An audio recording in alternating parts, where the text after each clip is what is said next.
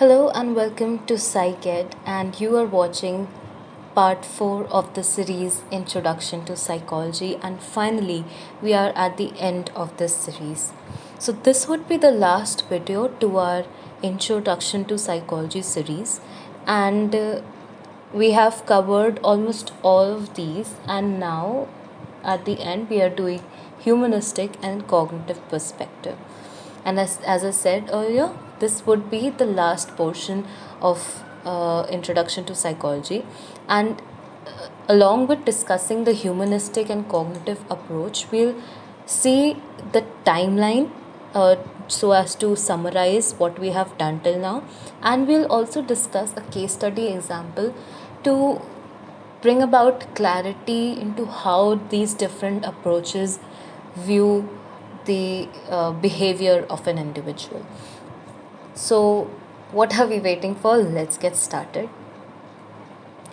So, first we'll discuss the humanistic perspective, and this actually began in 1950s when the behaviorist and the psychodynamic views were challenged.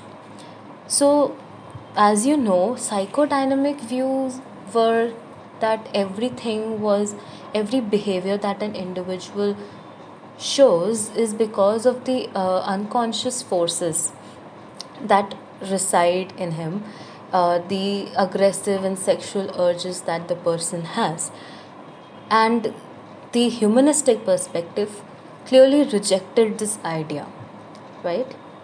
And the behaviorist viewpoint was that mind is like a black box, and the behavior that an individual shows are always learned through rewards and punishments. So there is not much role of the mind, and the mind cannot be studied because it is something internal. It cannot be observed, so it cannot be measured. This is what the behaviorist thought, and humanistic perspective rejected this idea as well. So what does humanistic perspective say? Humanistic perspective had a very positive approach to things. Psychodynamic views ने कहा कि भाई सब कुछ unconscious forces से होता है, सब अग्रेसिव और सेक्सुअल अर्जेस हिडन इम्पल्सेस की वजह से होता है. काफ़ी नेगेटिव सा इससे वो वाइब्स आती हैं, राइट. और बिहेवियरिस्ट व्यू पॉइंट कहता है कि माइंड को तो हम स्टडी ही नहीं कर सकते, क्योंकि जितना भी बिहेवियर है वो सब इंटरनल, जितना भी इन मेंटल प्रोसेस है वो सब इंटरनल है, वो ऑब्जर्व नहीं किए जा सकते, इसलिए हम उसको पढ़ नहीं सकते. तो ह्यूमनिस्टिक पर्सपेक्टिव ने एक डिफरेंट व्यू पॉइंट लिया, and they said that humans are innately good, and they had a very positive approach towards things. So humanistic perspective emphasized free will, personal growth, and the attempt to find the meaning of one's existence. Let's understand this further. तो जो भी हमारे important humanistic perspective थे, जिसमें सबसे ज़्यादा नाम हम एब्राहम मैस्लो और कार्ल रॉजर्स का सुनते हैं. एब्राहम मैस्लो ने थ्योरी दी थी द हायरार्की ऑफ नीड्स, और ये थ्योरी केवल साइकोलॉजी में ही नहीं, सोशियोलॉजी में भी पढ़ी जाती है, साथ ही साथ MBA प्रोग्राम्स में ही पढ़ी जाती है, क्योंकि ये एक लेवल्स नीड के दिए हुए हैं जो मैस्लो के हिसाब से फॉलो करता है एक इंसान अपनी लाइफ में. और कार्ल रॉजर्स ने बहुत इम्पॉर्टेंट रोल प्ले किया है to devise the client centred therapy which is based on humanistic perspective. So in this video we'll discuss in detail the theory given by Abraham Maslow, but Carl Rogers we'll do when we do the personality and psychodynamic theories. So Maslow proposed that each of us has the inborn force towards becoming self-actualized. What is self-actualized? Self-actualization is the tendency of individuals to achieve whatever they can in their life and reach their maximum potential. The tendency of individuals to reach their maximum potential, right? And this is self-actualization. This concept was given by Abraham Maslow. So, this perspective emphasizes the importance of personal choices and responsibility, personal growth, positive feelings of self worth. तो जो ये humanistic perspective है, बहुत सारी power एक individual के ही हाथ में देता है कि वो इंडिविजुअल ही अपनी लाइफ को गवर्न करता है। कोई भी अनकॉन्शियस फोर्सेस या बाहरी चीज़ें इंडिविजुअल को आगे नहीं ले जाती, बल्कि उसका खुद का दिमाग उसे आगे ले जाता है। वो अपनी इम्पोर्टेंस जब समझेगा तो वो उस हिसाब से आगे बढ़ता जाएगा, और अगर वो अपना मैक्सिमम पोटेंशियल अचीव करता है तो वो सेल्फ एक्चुअलाइज्ड कहलाता है। This is what the humanistic perspective is all about.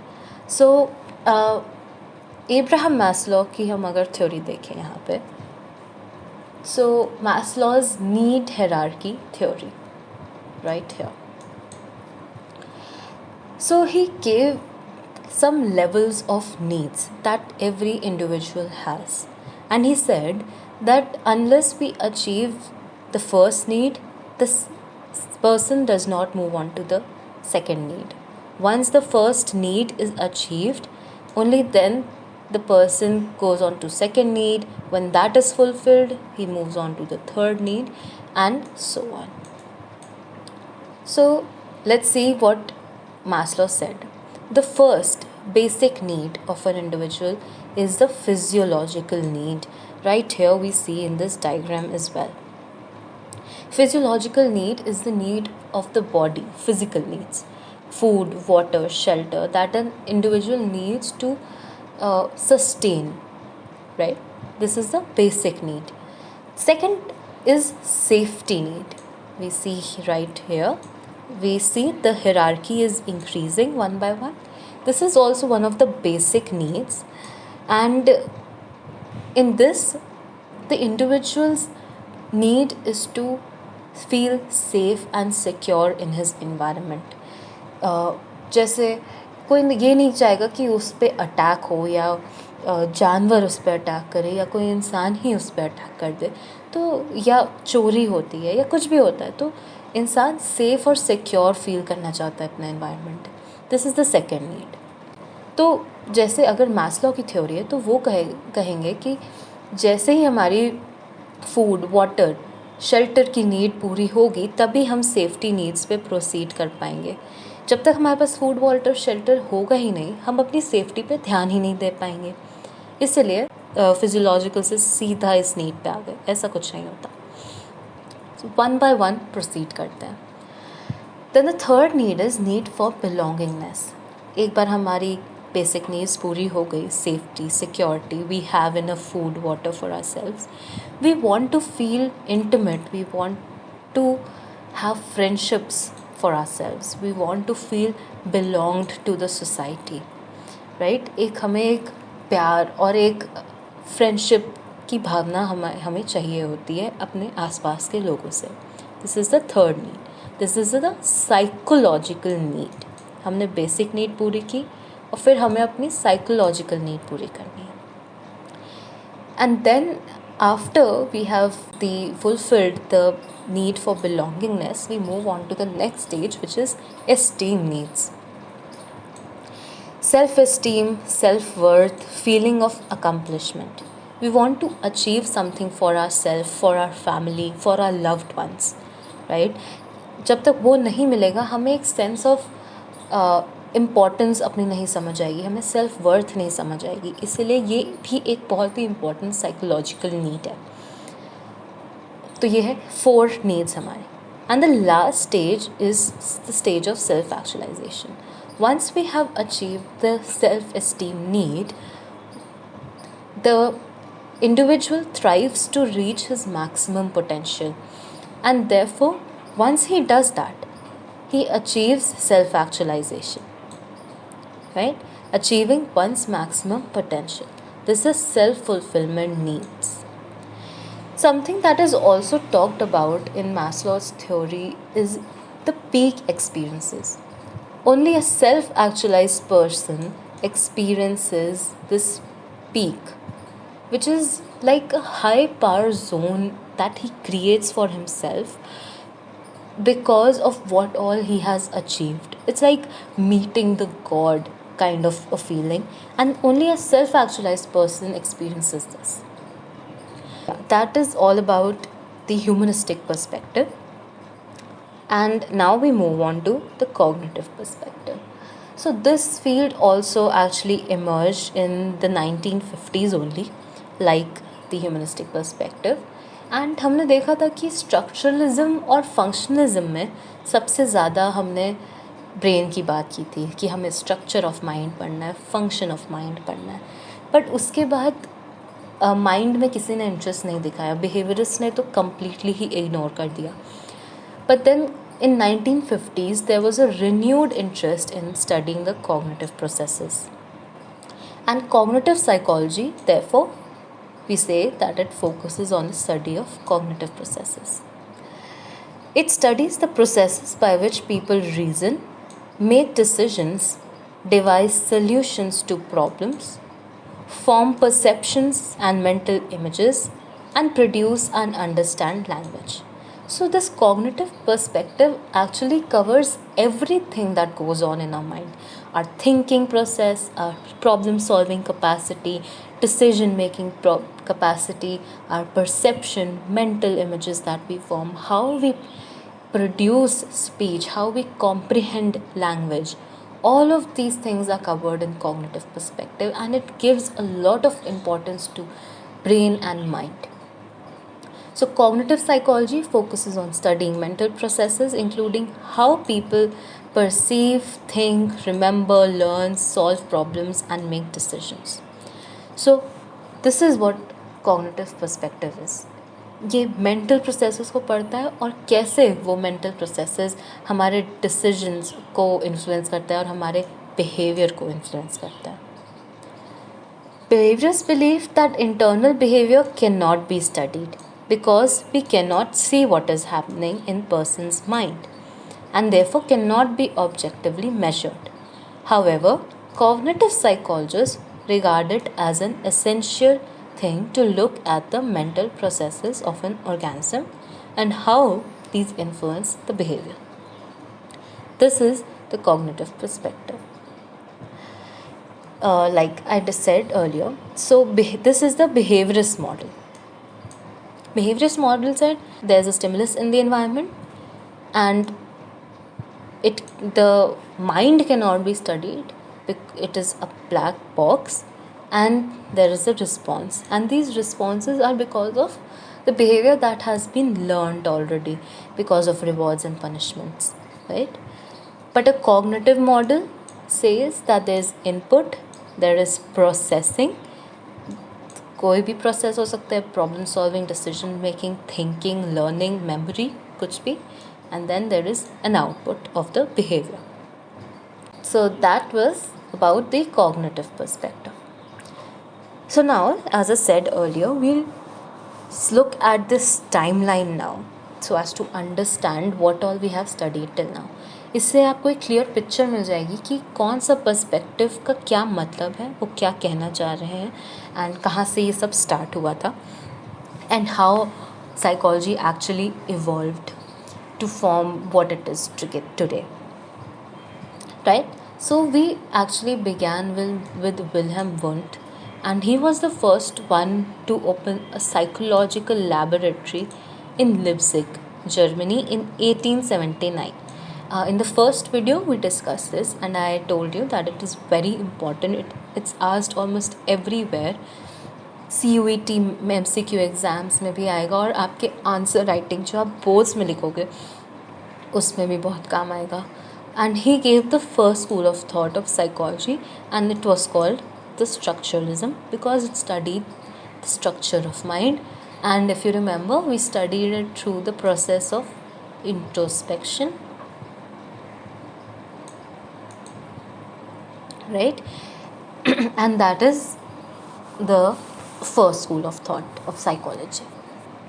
Then we came on to functionalism, and it was actually propagated by William James, and this was the second school of thought. It emerged in 1895 after almost 20 years after structuralism, and dysfunctionalism was the second school of thought. Then we have the psychodynamic approach, which was pioneered by Sigmund Freud, and he developed the theory of psychoanalysis in 1900. Right? He emphasized on the power of unconscious forces, and there's a very elaborate video of this on the channel. Then we have John B. Watson. He also began his research in the early 1900s, just like Freud, and he proposed behaviorism, and he wrote a book also about it. So, behaviorist model was based on how people learn different behavior by associating it with different things. They can be rewards or punishments, or learning them through observation. And here are the most influential behaviorists: Ivan Pavlov, P.F. Skinner, and Albert Bandura. Right? Then we have the Gestalt psychology. So this was a new school of thought that began in Germany. Remember, the first school of thought began in Germany, and this Gestalt psychology was developed as the new school of thought in Germany. And Kurt Kofka, Max Wertheimer, Wolfgang Kohler were the pioneering psychologists. Then we have Abraham Maslow. He gave the humanistic perspective and emphasized on the personal growth, self-fulfillment, and this actually began in 1950s. Maslow was an American psychologist, right? And we say that Carl Rogers was also one of the most influential humanists. And then comes the cognitive perspective. This also emerged in 1950s only, and the important names were Jean Piaget. He gave the theory cognitive perspective of lifespan development. We had Noam Chomsky. He worked a lot in the area of language development. We have Lev Vygotsky. These are a bit difficult names. We'll see them later on also. We'll come across them. So Lev Vygotsky worked on the zone of proximal development of a child. And Aaron Beck and Albert Ellis were also cognitive theorists. And they worked a lot in the field of psychotherapy and discussed a lot about mental disorders. This was a cognitive perspective. So now, to understand what actually each of these theories are about, we will discuss a few of them with the help of a case study. So this is a case study, and we see what it says. Josh is a really shy man, especially around women, yet he isn't sure why. He had been too nervous to enjoy a few dates he has gone on in high school. In his college, he was too afraid to ask women to go out with him. He didn't make any male friends either. He became mildly depressed, he couldn't sleep well, and his schoolwork also suffered. Right? Now, how would different perspectives of psychology explain Josh's behavior? Let's come on to a flowchart again. In this flowchart, we can see how we will explain Josh's behavior. So the psychodynamic viewpoint says that our behavior is driven by unconscious sexual and aggressive urges. So how would this viewpoint explain Josh's behavior? Sigmund Freud may say that Josh may be afraid of his unconscious hidden sexual impulses, and whenever he goes on those dates, those impulses might try to come into his conscious, and he has to fight with those impulses, and that is why he becomes nervous and his date does not go out well. That is how a psychodynamic theorist might explain this behavior. The behaviorist viewpoint says that learning is done by reinforcements and punishments. Now, like we read earlier, Josh has been into many dates when he was in high school, but it didn't turn out so well. He was afraid of women and he was too nervous to actually enjoy those dates. So, this was kind of a punishment for Josh. And because this occurred a lot of times, he was nervous for the next time also that he might get rejected. It was kind of a punishment for him, and he learned that he would be rejected only the next time also. This would be the behaviorist viewpoint. What would be the humanistic viewpoint? Humanistic always emphasizes on the personal growth and self-fulfillment. So, after going on so many days, when he got rejected, he was turned down, he was afraid, and his self-esteem, his self-worth went down. His happiness went down, and this also affected his future dates. So that is why he wasn't successful in all those things, and that hampered him in all fields. What would a cognitive viewpoint do? Thinking patterns and decision making process is what is emphasized in the cognitive viewpoint. So the cognitive perspective might say that whenever he got turned down, he had a faulty thinking pattern that he would get rejected the next time as well. Maybe he over exaggerated what happened to him and had a negative self image that hampered his dates in the future as well. This would be the cognitive viewpoint. So, I tried my best to explain this through case study, and I hope you could understand these perspectives well. So, that is it for today's video, and psychology is a very interesting subject. Till now, you might have found it a little boring because this is the history part of psychology, but later, when we do intelligence and personality and therapies, counseling, it will become way more interesting. So, stay tuned, and thank you for watching PsychKid.